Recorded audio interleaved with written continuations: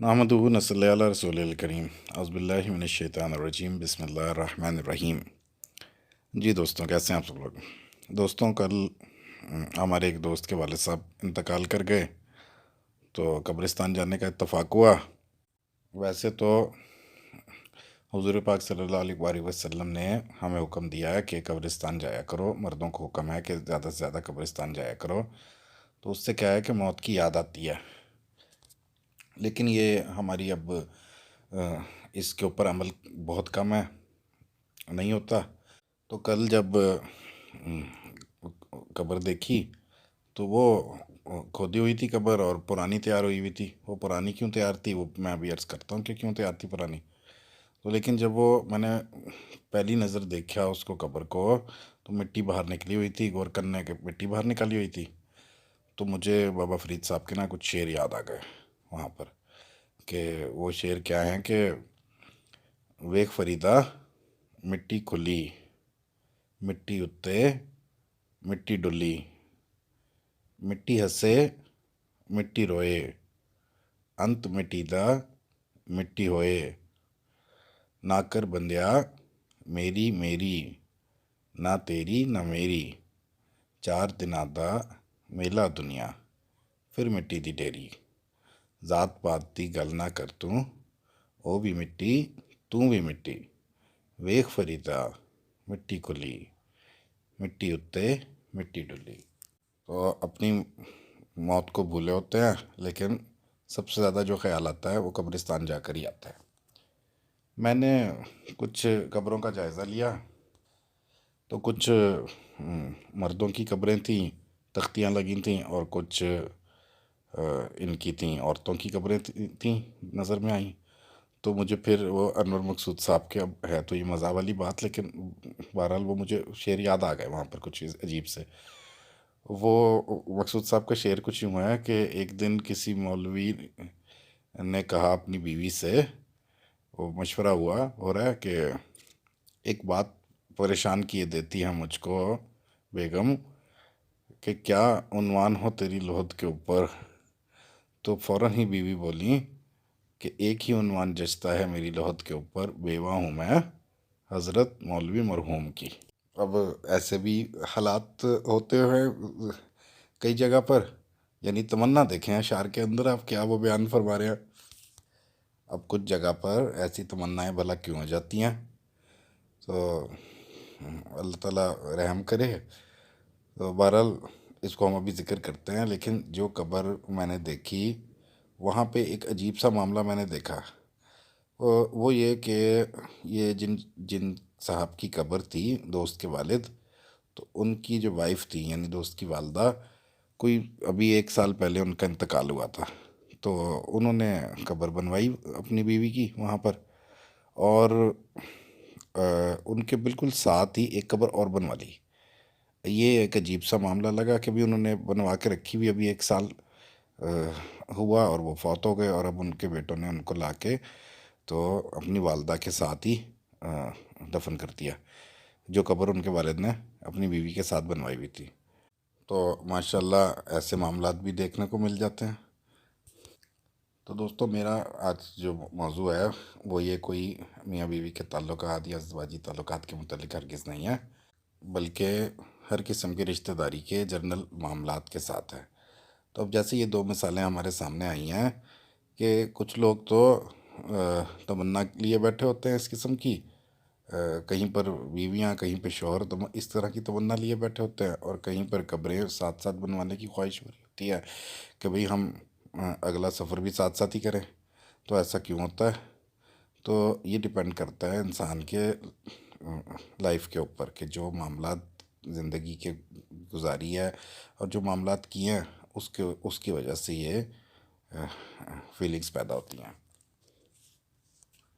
اب چاہے میاں بیوی ہوں، چاہے والدین ہوں اولاد کے لیے، یا اولاد کے لیے، یا والدین کے لیے اولاد ہوں، اور یا پھر بہن بھائی ہوں، رشتہ دار ہوں، یہ تو قریبی لوگ ہیں۔ اب باہر کا جو شخص ہے، جیسے کہ دوست ہے کوئی، تو وہ تو اگر کوئی زندگی کے اندر بد اخلاقی کا معاملہ یا کوئی برا معاملہ، غلط معاملہ پیش آتا ہے آپس میں، تو وہ تو چلو دوستی ختم ہو جاتی ہے یا ملنا جلنا ختم ہو جاتا ہے، لیکن رشتہ داروں کے ساتھ اور اپنوں کے ساتھ ملنا تو قائم رہتا ہے آخرکار انسان کا۔ اور وہ کیسا قائم رہتا ہے کہ دل کے اندر ایک خلش اور رنجش کے ساتھ جو ہے نا زندگی گزارنا پڑتی ہے، چاہے کوئی بھی رشتہ ہو۔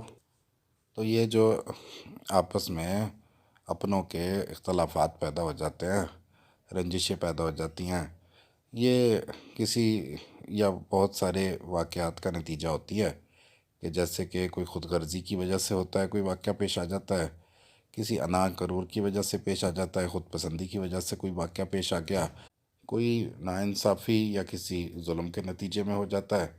اور یہ سب باتیں جو ہیں خلش بن کے، دکھ بن کے انسان کی یادوں میں رہتی ہیں، انسان کے دل میں رہتی ہیں۔ ایک بڑا مشہور فقرہ ہے کہ بھئی شیشے کے اندر بال آ جائے تو وہ پھر بال نہیں جاتا۔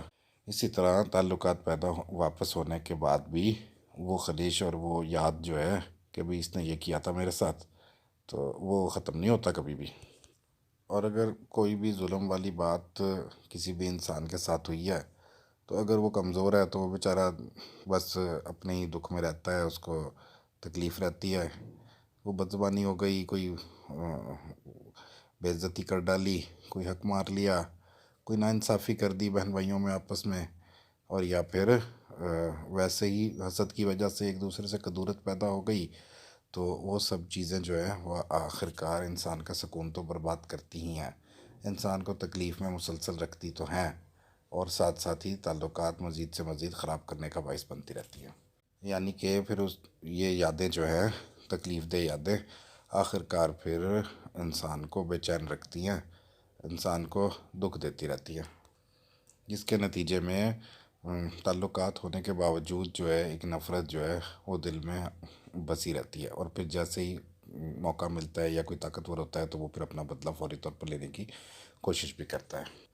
اور پھر بہت ہی تکلیف دہ چیز یہ ہے کہ معاف کر دینے سے ہی چین مل سکتا ہے، انسان جانتا ہے، لیکن معاف کر دینا بھی کوئی آسان کام نہیں ہے، تو بہت ہی سخت قسم کا اپنے آپ کو مجاہدے کی ضرورت ہوگی، اپنے آپ سے لڑائی کی ضرورت ہوگی کہ چلو کیسے معاف کریں، بھی ظلم ہوا ہوا ہے کیسے معاف کریں۔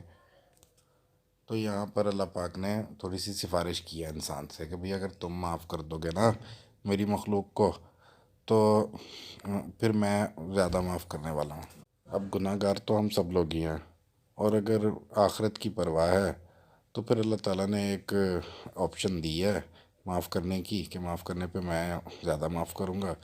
تو اگر یہ سوچ کر معاف کر دیا جائے کہ اس کے نتیجے میں اللہ پاک کے ہاں سے ہمیں اس سے بڑھ کر کچھ مل جائے گا، تو پھر انسان مطمئن ہو کے معاف کر بھی سکتا ہے، ورنہ آسانی سے انسان معاف کرتا نہیں ہے، یا پھر کر نہیں پاتا ہے۔ لیکن اگر انسان کی نظر اپنے آخرت پر ہو، اپنی موت پر ہو، تو پھر ممکن ہے کہ وہ اپنا خیال کرے اور ان دنیاوی چیزوں کو چھوڑ دے، اور صرف آخرت کے بارے میں سوچے، آخرت کی جزا اور سزا کے بارے میں انسان تصور کر لے، تو ہو سکتا ہے کہ اس کی تکلیف کافی حد تک کم ہو جائے۔ اور اللہ کے نبی حضور پاک صلی اللہ علیہ وآلہ وسلم نے بیان فرمایا مفہوم حدیث پاک کا، کہ موت کو کثرت سے یاد کیا کرو، اور حدیثوں میں جو دعا ہے وہ ہے اللہم انی اعوذ بک من غمرات الموت و سکرات الموت، کہ اللہ تعالیٰ موت کی دکھوں اور اس کی تکلیفوں سے بچائے رکھے۔ تو اس کی تشریح میں مفسرین حدیث جو ہیں وہ یہ کہتے ہیں کہ جو شخص اس کو کثرت سے اس دعا کو پڑھے گا تو اس کا جو موت کا وقت ہے وہ آسان ہوگا۔ تو اگر اپنی موت، اپنی آخرت کا ہی انسان کو پرواہ ہے، تو پھر ان باتوں کی انسان پرواہ کیوں کرے گا؟ تو وہ تو سوچے گا کہ میری آخرت اچھی ہو، تو اللہ پاک نے وعدہ بھی کیا ہوا ہے کہ بھی معاف کرو گے تو میں زیادہ دوں گا، تو اللہ کی خاطر انسان اگر معاف کر دے تو وہ اللہ خود بخود ہی جو ہے دل کو مطمئن کر دے گا، دل کو ٹھنڈا کر دے گا خود بخود ہی۔ ان اللہ علی کل شیء قدیر، اللہ تعالیٰ ہر چیز پہ قادر ہے۔ حالانکہ یہ خیال نکلنا بہت مشکل ہے کہ میرے ساتھ زیادتی ظلم ہوئی ہے، میرے ساتھ یہ معاملہ اس بندے نے کیا ہے، بے عزتی کی ہے، تو لیکن اگر انسان چھوڑ دے تو انسان کو اس کے بدلے میں اللہ تعالیٰ کے ہاں سے آخرت میں تو جو ملے گا وہ ملے گا ہی، لیکن دنیا میں اس کو بہت بڑی نعمت ملے گی کہ آخرکار اس کا جو سکون ہے وہ لوٹ آئے گا، اس کا اطمینان لوٹ آئے گا۔ اور اگر کسی انسان کو اپنے سکون اور چین کی پرواہ ہے تو وہ پھر ان باتوں کو بھلانے کی کوشش کرے گا، نکالنے کی کوشش کرے گا دل سے۔ اور بہت سے معاملات ایسے ہوتے ہیں کہ جہاں انسان کچھ کر نہیں پاتا، مظلوم ہوتا ہے بیچارہ، کچھ اس سے ہو نہیں پاتا، کچھ اپنی عزت بچانے کے لیے، اپنے آپ کو اس معاملے سے بچانے کے لیے وہ بیچارہ کچھ کر نہیں پاتا۔ تو ایسے موقع پر جو دنیا کے فلاسفرز ہیں اس میں مارکس اویلیس ایک رومی شہنشاہ ہے، اس کی فلاسفی کافی مشہور ہے۔ وہ کہتا ہے کہ جس معاملے میں آپ کچھ کر نہیں سکتے تو اس کے لیے پریشان ہونے کی بھی ضرورت نہیں ہے آپ کو، جبکہ مسلمان کے پاس تو اس سے بڑھ کر نعمت ہے۔ اس کو ایمان کا شرائط میں سے ایک شرط ہے رضا بالقدر، کہ میں اپنی تقدیر کے اوپر ایمان رکھوں گا۔ تو اگر اس کو اپنی تقدیر کے اوپر ایمان ہے تو وہ یہ سوچے گا کہ یہ میری تقدیر کا حصہ ہے، یہ سارا کچھ جو ہو رہا ہے، یا کوئی اگر کوئی صاحب سو یا کوئی برا میرے ساتھ کرنے والا شخص مجھے نصیب ہوا ہے تو یہ بھی میری مقدر کے اندر ہی ہے، میرے مقدر کا حصہ ہے۔ تو یہ خیال بھی اس کو اطمینان کا باعث بنے گا اس کے۔ اور اللہ کے نبی نے بھی رضا بالقدر کے لیے اللہ پاک سے دعا کی ہے کہ یا اللہ مجھے میری تقدیر کے اوپر راضی کر دے۔ اور اللہ پاک نے تو قرآن پاک میں وعدہ ہی کر لیا کہ بھی میں زیادہ معاف کرنے والا ہوں، میں زیادہ بڑھ کے دوں گا۔ تو اگر اللہ کے انعام پہ نظر کر لیں تو پھر انسان کو یہ سب چیزیں جو ہے نا اس کو چھوڑ دینے کی کوشش کرنی چاہیے۔ اس غیظ و غضب کو جو دل کے اندر ظلموں کی وجہ سے اور لوگوں کے برے فعل کی وجہ سے انسان کے دل میں بس جاتا ہے، تو اس کو نکالنے کا بس ایک ہی طریقہ سمجھ میں آتا ہے کہ اللہ تعالیٰ کی خاطر اس کو نکال دیا جائے اور اللہ تعالیٰ کے کرم پہ نظر کی جائے۔ اور یہ کہ انسانوں سے فرشتوں جیسا سلوک نہ مانگا جائے۔ ہم چاہتے ہیں کہ ہمیں انسان نہ ملیں بلکہ فرشتے ملیں۔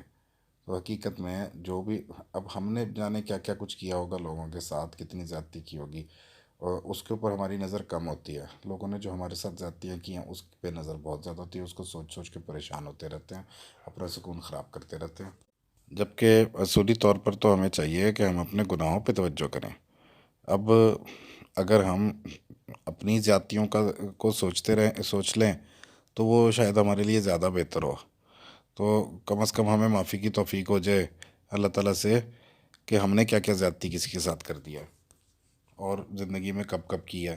یہ باتیں جب انسان سوچتا رہتا ہے تو اس کو اللہ تعالیٰ کے ہاں سے پھر معافی کی توفیق ہوتی ہے۔ اور پھر یہ ہے کہ ہمیں یہ انالائز بھی کرنا چاہیے کہ آخر یہ کدورت، یہ نفرت جو ہمارے دل کے اندر ہے، جو زیادتیاں ہمارے سے ہوئی ہیں، سرزد ہو چکی ہیں، وہ ہمارے کس جذبے کی وجہ سے ہوئی تھیں؟ کہیں ہم حسد میں مبتلا ہو کے تو نہیں کوئی ایسی بات کر بیٹھے، ہم شیخی کے اندر، اپنے تکبر کے اندر، ہم اپنے کسی اور جذبے کے تحت، غرض کے جذبے کے تحت تو ہمارے سے ایسا گناہ تو نہیں سرزد ہو گیا جس کی وجہ سے ہم نے اللہ کی مخلوق کا دل دکھایا ہے؟ اور ظاہری سی بات ہے کہ حقوق عباد کی تو معافی کوئی نہیں ہے، وہ تو شرط ہے، اللہ پاک کا قانون ہے کہ بھی اسی شخص سے معافی مانگو تو پھر ہی میں معاف کروں گا۔ اب جیسے کہ اولاد ہے، اولادوں سے اپنے والدین کے حق میں بہت زیادہ زیادتیاں ہو جاتی ہیں، بد زبانیاں بھی ہو جاتی ہیں، جبکہ اللہ پاک نے واضح طور پر کہا ہے کہ بھی ہو جائے ان کی طرف سے زیادتی لیکن تم اف نہ کہو، ٹھیک ہے نا؟ تو اللہ تعالیٰ نے ایک ڈائریکٹ حکم دے رکھا ہے ہمیں کہ تم نے اف نہیں کہنا ہے۔ ان کا عمل ان کے ساتھ، یوم یفر المرء من اخیہ و امہ و ابی و صاحبتی و بنی، تو یہ تو قیامت کے میدان کا اللہ پاک نے بتا دیا کہ بھی ہر ایک کا عمل اپنے اپنے ساتھ ہوگا۔ کوئی ماں باپ بیٹے کو نہیں پہچانیں گے، بیٹا ماں کو نہیں پہچانے گا، بھائی بھائی کو نہیں پہچانے گا، تو وہ سب تو چھوڑو قیامت کے میدان کے لیے۔ تو یہاں پر جو دنیا میں زندگی کے اندر اللہ پاک نے ڈائریکٹ حکم دے رکھا ہے کہ بھی تم نے کچھ نہیں کہنا، تم نے کوئی بد زبانی نہیں کرنی، لیکن ہو جاتی ہیں تو اس کے ازالے کی کوشش کریں۔ جن جن دوست احباب، بہن بھائیوں، رشتہ داروں، میاں بیوی، سب نے آپس میں ایک دوسرے کے ساتھ جو زیادتی ہو گئی ہے زبان سے، عمل سے، تو اس کے ازالے کی کوشش کریں، ان کی دلجوئی کی کوشش کریں۔ تو ایک دفعہ ہمارے ایک دوست ہیں پروفیسر صاحب، تو ان سے ذکر کیا کر رہے ہیں کہ بھئی وہ والدین کے ساتھ بد کلامی ہو گئی، تو اب وہ پروفیسر صاحب نے ایک اچھا مشورہ دیا، انہوں نے کہا جی کہ اب ڈائریکٹ تو معافی نہیں مانگ سکتے، بڑی شرم آتی ہے.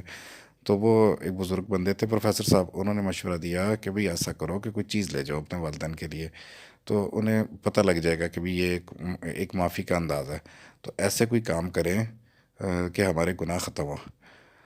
تو ہم بزرگ بیان فرماتے ہیں کہ یہ شب قدر کے اندر بھی سارے گناہ معاف ہوتے ہیں. یہ قدورت والا جو گناہ ہے نا، جو اپنوں کے لیے قدورت آ جاتی ہے، یا زیادتی، یا اپنے تکبر کی وجہ سے ہو، یا حسد کی وجہ سے ہو، شیخی کی وجہ سے ہو، یا لالچ کی وجہ سے ہو، تو یہ ختم نہیں ہوتا. اس کا انالائز کریں کہ آخر یہ کس وجہ سے ہمارے اندر پیدا ہو گیا کہ ہم دوسرے اللہ کی مخلوق یا اپنے رشتہ دار، اپنے تعلق والے کے ساتھ ہم نے پیدا کر لیا نفرت.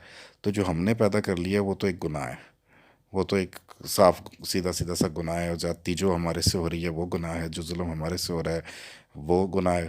اس میں سب شامل ہیں، چاہے اولاد ہو، چاہے بیوی ہو، چاہے بہن بھائی ہوں، رشتہ دار ہوں، احباب ہوں، جن جن کے ساتھ بھی غلط معاملہ کیا ہے اس کو ہمیں گناہ تسلیم کرنا چاہیے. اور پھر اس طرح کا گناہ، حقوق العباد والا گناہ، جو کہ شب قدر میں بھی جس کی معافی نہیں ہو رہی ہے، تو اللہ تعالی ہمیں معاف کرے ان سب گناہوں سے، اور دل کو اطمینان نصیب فرمائے. اللہ تعالیٰ ان سب کو نکال دے اللہ تعالیٰ کی خاطر. اور اللہ تعالیٰ کے وعدے پہ نظر رکھیں کہ اللہ تعالیٰ نے کہا ہے کہ جو تمہارے ساتھ زیادتی ہوئی ہے اس کو معاف کرو گے تو پھر اللہ تعالیٰ تمہیں زیادہ دینے والا ہے. تو اللہ تعالیٰ کے اوپر یقین رکھیں کہ اللہ تعالیٰ ہمیں زیادہ دے گا.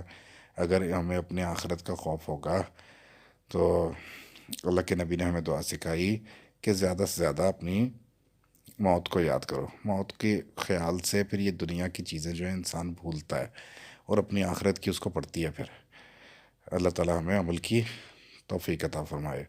وآخر دعوانا ان الحمد للہ رب العالمین.